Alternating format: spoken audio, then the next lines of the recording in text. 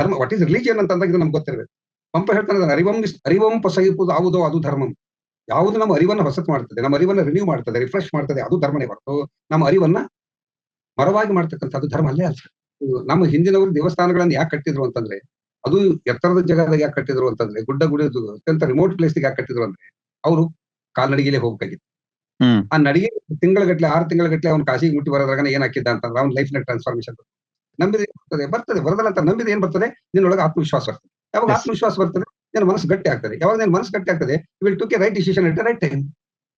ಸರಿಯಾದ ಸಮಯದೊಳಗೆ ಸರಿಯಾದ ನಿರ್ಣಯ ತಗೊಳ್ತಕ್ಕಂಥ ಶಕ್ತಿ ಬಂತಂತಂದ್ರೆ ಆ ಸಮಸ್ಯೆ ಬಗ್ಗೆ ಇರೋದು ಇಷ್ಟೇ ಇರೋದು. ದೇವರ ಹತ್ರ ಹೋಗ್ತೀರಿ, ಇದೇ ಇಷ್ಟ ಕಾಲ ಹೋಗೋದು ನೀವು.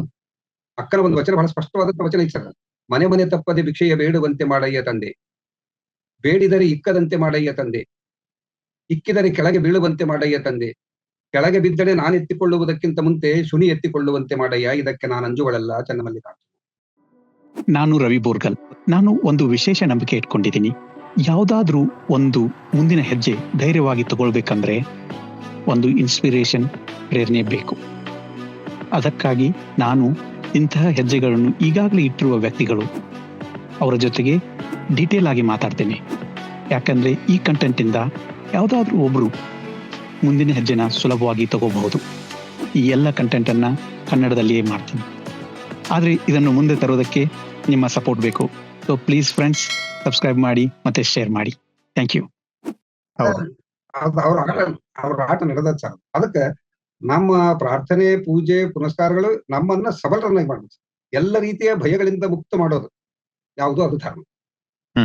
ನಮ್ಮೊಳಗೆ ಆತ್ಮವಿಶ್ವಾಸ ತುಂಬೋದು ಯಾವುದು, ಅದು ಧರ್ಮ. ನಮ್ಮಲ್ಲಿ ಅರಿವನ್ನ ವಿಸ್ತಾರ ಮಾಡೋದು ಯಾವುದು, ಅದು ಧರ್ಮ. ಧರ್ಮ ವಾಟ್ ಈಸ್ ರಿಲಿಜಿಯನ್ ಅಂತ ಅಂದಾಗ ಇದು ನಮ್ಗೆ ಗೊತ್ತಿರಬೇಕು. ಪಂಪ ಹೇಳ್ತಾನೆ ಅರಿವಂ ಪೊಸಗಿಪುದು ಯಾವುದೋ ಅದು ಧರ್ಮಂ.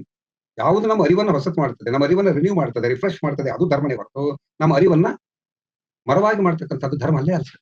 ಧರ್ಮದ ಹೆಸರಿನೊಳಗೆ ಏನೆಲ್ಲ ಅನ್ಯಾಯಗಳು, ಅತ್ಯಾಚಾರಗಳು ನಡೀತಾ ಇವೆ. ನಮ್ಮ ಜನ ಅದಕ್ಕೆ, ಸಾಮಾನ್ಯ ಜನ ಬಲಿ ಆಗ್ತಾ ಇದ್ದಾರೆ. ಯಾಕಂದ್ರೆ ಅವರ ಎಕ್ಸ್ಪೋಜರು ಅಷ್ಟೇ ಅದ, ಅವ್ರ ಥಿಂಕಿಂಗ್ ಕೆಪಾಸಿಟಿನೂ ಅಷ್ಟೇ ಅದ. ಅವ್ರು ಅದಕ್ಕಿಂತ ಆಚೆಗಳಿಗೆ ಯೋಚನೆ ಮಾಡಿಲ್ಲ. ಅದು ನನ್ಗೆ ಹಿಂಗಾಗೈತೆ ಅಂದ್ರೆ ಯಾವ ದೇವ್ರು ಕಾಡ್ತಾನ, ನಿಮ್ಗೆ ದೇವ್ರು ಕಾಡ್ತೈತಿ, ಯಾವ ದೇವ್ರದ ಅಂತಾರೆ ಇಲ್ಲಿ, ಯಾವ ದೇವರ? ಈ ದೇವರೆಲ್ಲ ಸೃಷ್ಟಿ ನಾವೇ. ಬ್ರಹ್ಮ ವಿಷ್ಣು ಮಹೇಶ್ವರನ ಆಕಾರ ಕೊಟ್ಟರು ನಾವೇ, ಪೂಜೆ ಮಾಡೋರು ನಾವೇ, ಅವ್ರಿಗೆ ಸ್ಯಾಟಿಸ್ಫೈ ಮಾಡೋರು ನಾವೇ. ದೇವ್ರ ಹೆಸರಿಗೆ ಇಷ್ಟೆಲ್ಲ ಮಾಡ್ತೀವಲ್ಲ, ಅವ್ ಎಂದಾರ ದೇವ್ರು ಬಂದು ಉಂಡಾನ, ಎಂದಾರ ಬಂದು ನಮ್ಮನ್ನ ತಿಂದಾನ? ಈ ಜಗತ್ತನ್ನು ಸೃಷ್ಟಿ ಮಾಡಿದವನೇ ಭಗವಂತ ಅನ್ನೋದೊಂದು ಕಾನ್ಸೆಪ್ಟ್ ಅಷ್ಟೇ. ಅದಕ್ಕೆ ನಾವು ಭಗವಂತ ಅಂತ ಹೆಸರು ಇಟ್ಕೊಂಡಿದ್ವಿ. ಅಲ್ಲ, ಅವನು ಸೃಷ್ಟಿ ಮಾಡಿದಂತ ಅವನು ಯಾವ ಅಭಿಷೇಕದ ಮೂಲಕ, ಯಾವ ಅರ್ಚನೆಯ ಮೂಲಕ, ಯಾವ ಇದ್ರ ಮೂಲಕ, ಇವೆಲ್ಲ ಡೋಂಗಿ ಸರಿ. ಒಂದು ಹೊರಗಿನ ವಾತಾವರಣ ನಿರ್ಮಾಣ ಮಾಡಕ್ ಒಂದು ಪೂಜೆ ಬೇಕಷ್ಟ ಹೊರತು ಅದೇ ಸರ್ವಸ್ವ ಅಲ್ಲ. ವೆಸ್ಟರ್ನ್ ಕಲ್ಚರ್ನೊಳಗೂ ಕೂಡ ಈ ಧರ್ಮದ ದೇವರ ಹೆಸರಿನೊಳಗೆ ಏನು ನಡಿಬೇಕಾದ್ದು, ನಡೀಬಾರದು, ಅನ್ಯಾಯಗಳು, ಅತ್ಯಾಚಾರಗಳು, ಹಿಂಸೆಗಳು, ಕೊಲೆ, ಸುಲಿಗೆಗಳು ಇವೆಲ್ಲ ನಡೀತವೆ. ಅದಕ್ಕೆ ಕಾರಣ ನಾವು ಏನನ್ನ ತಿಳ್ಕೋಬೇಕಾಗಿತ್ತು ಅದನ್ನ ತಿಳ್ಕೊಂಡಿಲ್ಲ, ಏನನ್ನ ತಿಳಿಸ್ಬೇಕಾಗಿತ್ತು ನಮ್ಮ ಮಕ್ಕಳಿಗೆ, ನಮ್ಮ ಜನರೇಷನ್ಗೆ ಅದನ್ನ ತಿಳಿಸ್ತಿಲ್ಲ. ಅದರಿಂದಾಗಿ ಎಲ್ಲ ಅನಾಹುತಗಳಾಗ್ತವೆ. ಇವತ್ತು ಅದಕ್ಕೆ ಸ್ಕೂಲ್ಸ್, ಕಾಲೇಜಸ್ನಾಗ ನಮ್ಮ ಮಕ್ಕಳಿಗೆ ಅವರನ್ನ ಹೆಂಗ ಬದುಕಬೇಕು, ಏನ್ ಮಾಡ್ಬೇಕು, ಇದು ಯಾವ್ದು ವಿಚಾರ ಕರೆಕ್ಟ್ ಅಂತಕ್ಕಂಥದ್ದನ್ನ, ಆ ಸೈಂಟಿಫಿಕ್ ಟೆಂಪರ್ಮೆಂಟ್ ಅಂತಕ್ಕಂಥದ್ದು ಏನೈತೆ, ಆ ಸೈಂಟಿಫಿಕ್ ಟೆಂಪರ್ಮೆಂಟ್ ಇರುವಂತ ಶಿಕ್ಷಣ ಕೊಡ್ಲಿಲ್ಲ ಅಂದ್ರೆ ಮುಂದಿನ ಪೀಳಿಗೆ ಬಲಿ ಆಗ್ತದೆ ಸರ್. ಇದನ್ನ ನೆನೆಸ್ಕೊಂಡಾಗ ಒಂದೊಂದ್ಸಲ ನಮಗೂ ಬಹಳ ಎಷ್ಟು ಗಾಬರಾಗಿರ್ತೀವಿ ಅಂತಂದ್ರೆ, ಏನಪ್ಪ ಇಡೀ ಜನರೇಷನ್ ಹಿಂಗ್ ಹೊಂಟ್ಬಿಟ್ಟದ. ಯಾರು ಸ್ವಂತ ಆಲೋಚನೆನೇ ಇಲ್ಲ. ಸೋಷಿಯಲ್ ಮೀಡಿಯಾ ಬಂತು, ಟಿವಿಯಾಗ ಬಂತು, ಅವ್ರೆಲ್ಲ ರೀಲ್ಸ್ ಬರ್ತಾವಂತ ಅನ್ನೋದು ಗೊತ್ತೈತೆ. ಅದ ರೀಲ್ಸ್ ಅನ್ನೋದು ಗೊತ್ತೈತೆ. ನೋಡ್ರಿ, ಆನಂದ್ ಪಡ್ರಿ, ಮುಗಿತದ, ಒಂದು ಅಲ್ಲಿ ಮುಗಿತದ, ಕ್ಯಾರಿ ಫಾರ್ವರ್ಡ್ ಅಂತ ಹೇಳ್ತೀನಿ ನಾನು. ಅದು ರೀಲ್ಸ್, ಅದ ರಿಯಲ್ಸ್ ಅಲ್ಲದು. ರೀಲ್ಸ್ನಾಗ ಬಂದಿದ್ದೆಲ್ಲ ರೀಲ್ಸ್ ಹಾಕಕ್ ಬರಂಗಿಲ್ಲ. ರಿಯಲ್ಸ್ ಲೈಫ್ ಬೇರೆ ಅದು. ಅದಕ್ಕೆ ವಾಸ್ತವ ತಿಳಿಸ್ಕೊಡ್ಬೇಕಾಗುತ್ತೆ. ನಾವು ನೋಡೋದು ಅಥವಾ ಈ ತರದ ಸಜೆಷನ್ಗೆ ಅದಂತರೂ ಆಗೋದಿಲ್ಲ. ಅದು ಫಿಕ್ಸ್ ಮಂತ್ರ ಮಾಡಂಗಿಲ್ಲ ಅವ್ರ ವಾಸ್ತು ಅದು ಇದು ಅಂತ. ನಿಮ್ಮಲ್ಲಿ ನೀವ ಫಿಕ್ಸ್ ಮಾಡ್ಕೊಂಡ್ರನ that is the biggest vastu. ಮತ್ತೆ ಇದೆಲ್ಲ ಯಾಕೆ ಆಗಕತ್ತೈತೆ ಅಂದ್ರೆ ನಮ್ ವೀಕ್ ಮೈಂಡ್. ನೀವು ಹೇಳಿದ್ರು ದೇವ್ರು ನಮ್ಮನ್ನ ಕ್ರಿಯೇಟ್ ಮಾಡಿದ ಗೊತ್ತಿಲ್ಲ, ನಾವು ಮಾತ್ರ ದೇವ್ರನ್ನ ಕ್ರಿಯೇಟ್ ಮಾಡಿವಿ ಅಂತ. ಸೊ ಅದನ್ನ ಬೇಸಿಕ್ ಆಗಿ ಇಟ್ಕೊಂಡು ಈ ತರದ ಸೆಲ್ಫ್ ರೀಸನಿಂಗು ಆ ತರದಗಳನ್ನ ಕಲ್ಟಿವೇಟ್ ಮಾಡ್ಕೊಂಡ್ರೆ ನಾವು ಇಂಥವಕ್ಕ ಬಲಿಪಶು ಆಗಂಗಿಲ್ಲ ಅಂತ. Next sir, question. ಇಷ್ಟೆಲ್ಲಾ ಹೇಳ್ತೀವಿ, ಮತ್ ಅಟ್ ದ ಅದರ್ ಎಂಡ್ ನಾವು ದೇವಸ್ಥಾನಕ್ಕೆ ಹೋಗ್ಬೇಕು, ಮತ್ತ ಈ ತರ ಆಗ್ಬೇಕಂದ್ರೆ ನಾವು ಸ್ನಾನ ಮಾಡಿ ಈ ತರದೇ ಹಿಂಗ ಹಾಕೊಂಡು ಹಿಂಗೇನೆ ಇರ್ಬೇಕು ಅನ್ನುವ ಇನ್ನೊಂದು ರೀತಿನೂ ಸೆಕೆಂಡ್ ಪಾರ್ಟ್ ಬರ್ತೈತಿ. ಅದ್ರ ಬಗ್ಗೆ ಹೆಂಗ್ರಿ ಸರ್, ಹಂಗ ಬ್ಯಾಲೆನ್ಸ್ ಔಟ್ ಮಾಡ್ಬೇಕು ಇದಕ್ಕ? ಏನಿಲ್ಲ ಸರ್, ದೇವಸ್ಥಾನಕ್ಕೆ ಹೋಗ್ಬೇಕಾದಾಗ ಹಿಂಗೆ ಇರ್ಬೇಕು, ಇಂಥದೇ ಡ್ರೆಸ್ ಇರ್ಬೇಕು ಅಂತಕ್ಕಂಥದ್ದು ಇತ್ತೀಚೆಗೆ ನಾವು ಬೆಳೆಸ್ಕೊಂಡ್ರು.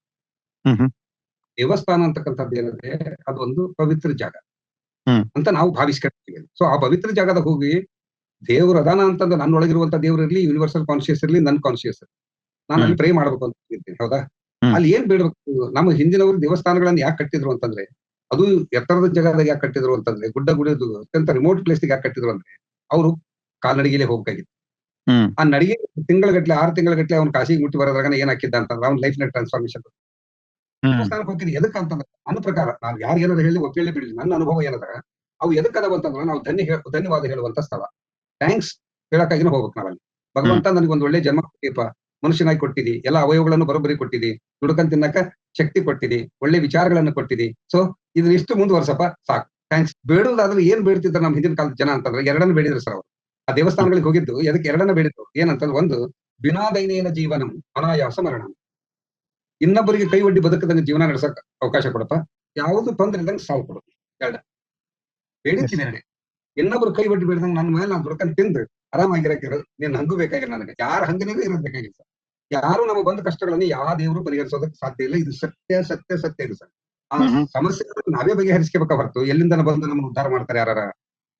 ಭಗವದ್ಗೀತೆ ಕೃಷ್ಣ ನಾನು ಬಂದು ಉದ್ಧಾರ ಮಾಡ್ತೀನಿ, ಯಾವಾಗ ಧರ್ಮ ಜ್ಞಾನಿ ಆಗ್ತದೆ, ಅದೆಲ್ಲ ಜನರು ನಂಬ್ಸಕ್ಕಾದೀತ ಹೊರತು ಯಾವನು ಬರಂಗಿಲ್ಲ. ನಂಬಿದ್ರೆ ಬರ್ತದೆ, ನಂಬಿದ್ರೆ ಬರ್ತದೆ, ಬರದಲ್ಲ ಅಂತ ನಂಬಿದ್ರೆ ಏನ್ ಬರ್ತದೆ, ನಿನ್ನೊಳಗೆ ಆತ್ಮವಿಶ್ವಾಸ ಬರ್ತದೆ. ಯಾವಾಗ ಆತ್ಮವಿಶ್ವಾಸ ಬರ್ತದೆ, ನಿನ್ನ ಮನಸ್ಸು ಗಟ್ಟಿ ಆಗ್ತದೆ. ಯಾವಾಗ ನಿನ್ನ ಮನಸ್ಸು ಗಟ್ಟಿ ಆಗ್ತದೆ, you will take a right decision at the right time.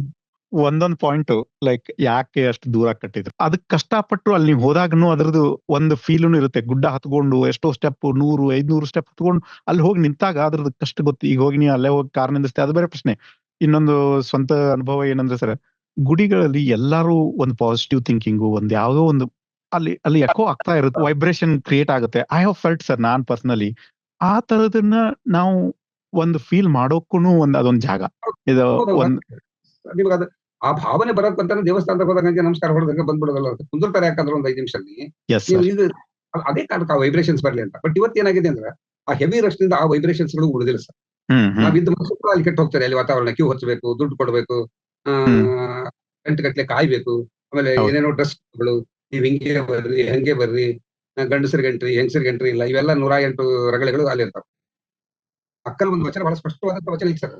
ಮನೆ ತಪ್ಪದೆ ಭಿಕ್ಷೆಯ ಬೇಡುವಂತೆ ಮಾಡಯ್ಯ ತಂದೆ, ಬೇಡಿದರೆ ಇಕ್ಕದಂತೆ ಮಾಡಯ್ಯ ತಂದೆ, ಇಕ್ಕಿದರೆ ಕೆಳಗೆ ಬೀಳುವಂತೆ ಮಾಡಯ್ಯ ತಂದೆ, ಕೆಳಗೆ ಬಿದ್ದಡೆ ನಾನು ಎತ್ತಿಕೊಳ್ಳುವುದಕ್ಕಿಂತ ಮುಂತೆ ಶುನಿ ಎತ್ತಿಕೊಳ್ಳುವಂತೆ ಮಾಡಯ್ಯ, ಇದಕ್ಕೆ ನಾನು ಅಂಜುಗಳಲ್ಲ ಚೆನ್ನಮಲ್ಲಿಕಾರ್ಜುನ.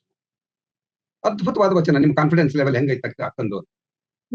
ಆ ತರದ ಕಾನ್ಫಿಡೆನ್ಸ್ ಲೆವೆಲ್ ನಮ್ದು ಏರ್ಬೇಕಾಗಿತ್ತು ಅಂತಂದ್ರೆ ನಾವು ನಿತ್ಯ ಇದು ಅದೇ ಹೇಳ್ತೀನಲ್ಲ, ನಮ್ಮ ಅಂತರಂಗ ಬಹಿರಂಗವನ್ನ ಶುದ್ಧಿ ಮಾಡೋದು ಸರ್. ಇದು ಪ್ರೇಯರ್ ಅಂತಕ್ಕಂಥದ್ದು ಏನಂದ್ರೆ ಇಟ್ ಈಸ್ ಎ ಪ್ಯೂರಿಫಿಕೇಶನ್. ಇದು ಅತ್ಯಂತ ಪ್ಯೂರಿಫಿಕೇಶನ್ ಮಾಡ್ತಾ ಹೋಗ್ತೀವಿ. ಪ್ಯೂರಿಫಿಕೇಶನ್ಗಾಗಿ ನಮ್ಮ ಅಂತರಂಗ ಬಹಿರಂಗಗಳನ್ನು ಪ್ಯೂರಿಫೈ ಮಾಡೋದಕ್ಕೆ, ಅವುಗಳನ್ನ ರಿಫೈನ್ ಮಾಡೋದಕ್ಕಾಗಿ ನಾವು ಮಾಡ್ತೀವಿ ಹೊರತು ಇದರಿಂದ ಬೇರೆ ಏನೋ ನಮ್ಗೆ ಸಿದ್ಧಿ ಸಿಕ್ಬಿಡ್ತತಿ, ಅದಾಕತಿ ಇದಾಕತಿ ಅಂತ. ಸಿದ್ಧಿ ಸಿಗ್ಬೋದು, ಅವೆಲ್ಲ ಕ್ಷಣಿಕ.